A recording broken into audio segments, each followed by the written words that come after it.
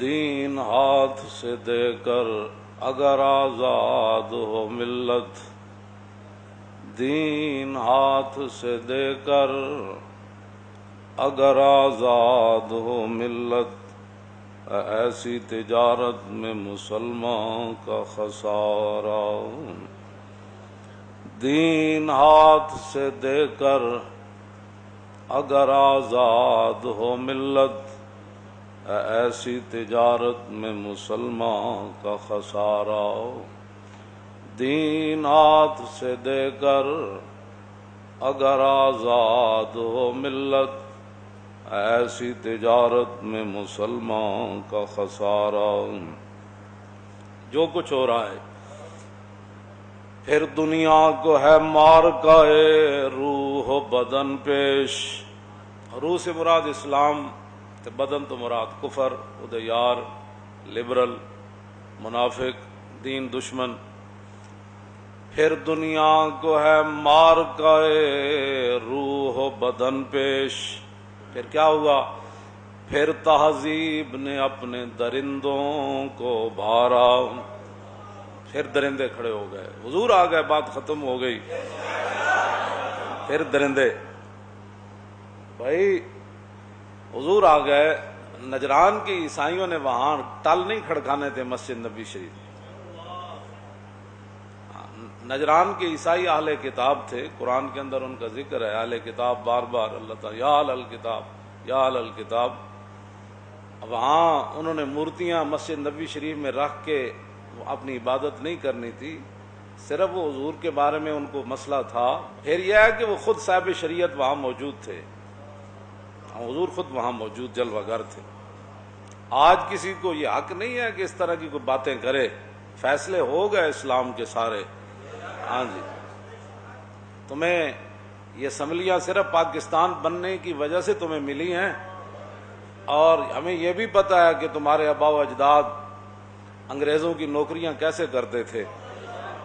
اور تمہارے آباء و اجداد جو ہے وہ ہمارے بزرگوں کو پھانسیوں تک کیسے لے جاتے تھے، اور مسلمانوں کی مخبریاں کیسے کرتے تھے۔ یہ تاریخ میں ساری چیزیں موجود ہیں۔ پاکستان تمہاری غنڈہ گردی کے لیے نہیں بنا، نہ پاکستان مندروں کی تعمیر کے لیے نہیں بنا، پاکستان مرزائیوں کو اوپر لانے کے لیے نہیں بنا، پاکستان لبرلوں کو اسلام کے خلاف باتیں کرنے کے لیے نہیں بنا۔ پاکستان تو ایک جگہ بنی تھی کہ مسلمان یہاں پاؤں رکھ کے دین کا اتنا کام کریں گے کہ پوری دنیا پر حضور کا دین غالب آ جائے گا۔ ہمارے بزرگوں نے ایک ذریعہ بنایا تھا کہ بھئی یہاں ہم آئیں گے ایک آزاد ریاست حاصل کر کے، پھر یہاں سے جس طرح میرے آقا و مولا نے خطوط لکھے کہ فرماؤ کلمہ پڑھو، تو یہاں جب ہماری ریاست مضبوط ہو جائے گی تو پھر ہم ٹرمپ کو بھی کہیں گے کلمہ پڑھ بھائی، پھر مودی کو بھی کہا جائے گا کلمہ پڑھ، نہ کہ یہاں ٹل کھڑکائے جائیں گے۔ اس لیے یہ باتیں رہنے دیں، آپ کی بڑی مہربانی۔ ہاں، یہ دین کے مقابلے میں کسی کی کوئی حیثیت نہیں ہے۔ تم جو چاہتے ہو وہ ایسے نہیں ہوگا پاکستان میں۔ پاکستان صرف رسول اللہ کے دین کے لیے بنا ہے، صرف حضور کے دین کے لیے بنا ہے، تمہاری غنڈہ گردیوں کے لیے نہیں بنا۔ حضور آ گئے، بس بات ختم۔ اللہ نے دیکھو اپنی توحید کی خود گواہی دی، شہد اللہ خود گواہی دیتا ہے کہ انہ لا الہ الا ہو۔ اللہ نے فرمایا اللہ خود گواہی دیتا ہے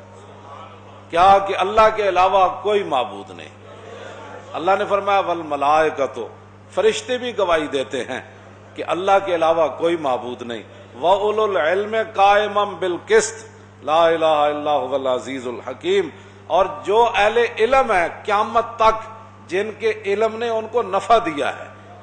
انصاف پر قائم رہتے ہوئے قیامت تک جتنے اہل علم آئیں گے، اللہ نے فرمایا میں خود بھی گواہی دیتا ہوں کہ میرے علاوہ کوئی معبود نہیں، اور فرشتے بھی سارے گواہی دیتے ہیں کہ میرے علاوہ کوئی معبود نہیں، اور علم والے بھی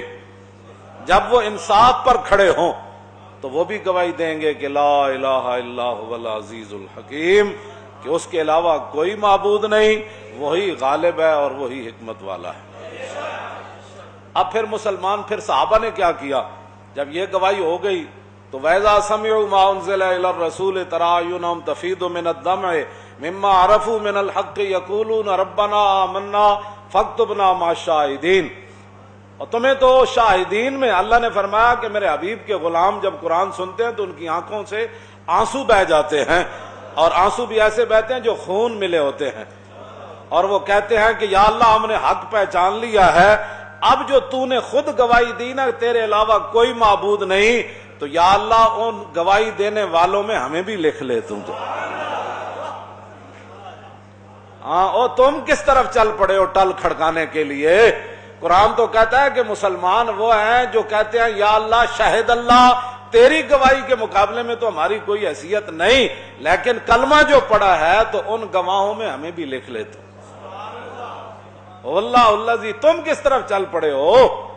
کہتے جی وہ سب کا رب ہے، اور رب تو وہ سب کا ہے، بالکل اس میں کوئی شک نہیں ہے، لیکن مالک نے ڈنگر تو سارے رکھے ہوتے ہیں نا، ہاں، لیکن چارہ تو انہوں ہی ول کر کے پاندا ہے نا جیڑا کم دا داند ہو، جیڑے قلعے تے بدے ہون انہیں چارہ تو سارے دیندا ہے، یہ تو پکی بات ہے۔ وہ مالک جو ہویا بکریاں نوں بھی چارہ دیندا ہے، وہ تے دروازے تے گدھا بدے ہوندا ہے انہوں بھی چارہ دیندا ہے، مجھاں ہوندیاں انہوں بھی چارہ دیندا ہے، بیل ہوندے، لیکن چنگا چارہ انہوں پاندا ہے جیڑا کم دا ہوئے۔ یہ کیڑیاں باتاں تسی کردے ہو؟ یہ مندر واسطے مجدد صاحب نے کی لکھی؟ میں اس لیے مجدد صاحب کی بات کر رہا ہوں کہ شاعر مشرق مصور پاکستان، تاکہ یہ کوئی نہ کہے یہ مولوی کی بات ہے۔ اقبال قلندر لاہوری وہ نیٹے جو جرمنی کا مجذوب تھا، اس کے بارے میں اقبال کو بڑا افسوس تھا، او بلا درمان وطا اللہ نہ رفت از مقام عبدہ بے گانا رفت، کہندا یار او لا الہ تک تے پہنچیا لیکن الا اللہ تک نہ پہنچیا، او مسلمان بن کے دنیا تو نہ گیا، کاش بودے در زمانے احمد تا رسید بر سرور سرمدے، کہنے لگا ہائے ہوئے افسوس کہ وہ مجدد الفسانی دے زمانے چ ہوندا تے انہیں لا الہ تو بعد مجدد صاحب نے پھر انہوں الا اللہ تک پہنچا دینا سی، کاش بودے در زمانے احمد۔ ایک بال افسوس کرتا سی کہ ہائے ہوئے یار لا الہ تک تے پہنچے ہوئے کوئی نہیں تے الا اللہ تک کیوں نہ پہنچیا، وہ مجدد صاحب انہوں نپ کے پہنچا دینا سی۔ لیکن جدوں مجدد صاحب دی قبر تے حاضر ہوا اقبال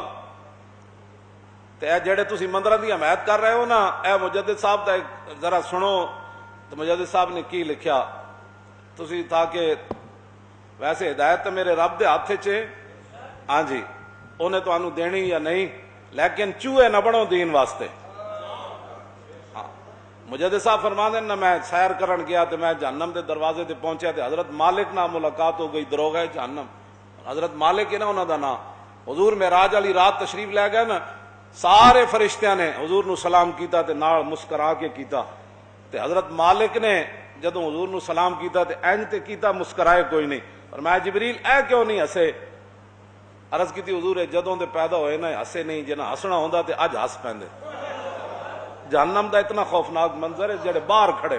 حضرت مالک جبریل نے کہا جی جنا ہسنا ہوندا نا اج ہس پینا سی۔ او حضرت مالک امام ربانی فرماندے میری انہاں نال ملاقات ہوئی، میں کہا ہوئے اور ساڈا اکبر کدھر گیا بھائی؟ وہ کہڑے پاسے جہنم دے کونے چ رکھیا نے؟ وہ کہندے نے وہ ایک صندوق کڈ کے لے آئے حضرت مالک، وہ صندوق کھولیا تے کونے وچ ایک چوہا جہا پیا سی اتنا سارا، تے میں کیا بھائی میں یہ نہیں کیا بھائی چوہا وکھاؤ، میں کیا وہ اکبر کدھر گیا؟ انہاں کیا حضور اے ہی ہے چوہا، ادا انجام اللہ نے چوہے نال کر چھڈیا، انہیں تواڈے دین نو کترن دی کوشش کیتی، دین اکبری مشہور، ہاں جی دین اکبری، چوہے نہ بنو، ہاں اے نہ ہوے اسے صندوق وچ تانوں ہی بند کر دیتا جائے۔ تسی مندر بنا کے کنوں خوش کرنا چاہتے ہو؟ تے اللہ تے رسول نو ناراض کر کے تسی کنوں خوش کرنا چاہتے ہو؟ واللہ و رسولہ حق ان یردو، یہ قرآن کی نص ہے، اللہ اور اس کا رسول زیادہ حق رکھتے ہیں کہ ان کو راضی کیا جائے۔ چوہے بن دیو پاکستان بن جاؤ نا، تانوں ایڈا جب تانوں ہندوؤں نال پیار ہے تے جاؤ ٹل کھڑکاؤ، اسلام تو بے نیاز ہے، اسلام کسے دے پیراں چ نہیں پیندا، تسی کہ نہ تسی اسلام دے ترجمان ہو، ترجمان امام ربانی، ہاں جی کیوں ترجمان ہے؟ اقبال کہندا حاضر ہوا میں شیخ مجدد کی لحد پر، حاضر ہوا میں شیخ مجدد کی لحد پر، وہ خاک کے زیر فلک ہے مطلع انوار، اس خاک کے ذروں سے شرمندہ ستارے، اس خاک میں پوشیدہ ہے وہ صاحب اسرار، گردن نہ جھکی جس کی جہانگیر کے آگے، جس کے نفس گرم سے ہے گرمی احرار، وہ ہند میں سرمایہ ملت کا نگہباں، اللہ نے بر وقت کیا جس کو خبردار۔ حاضر ہوا میں شیخ مجدد کی لحد پر، میں کی ویکھیا، کہندا میں اتنے نور ہی نور ویکھیا۔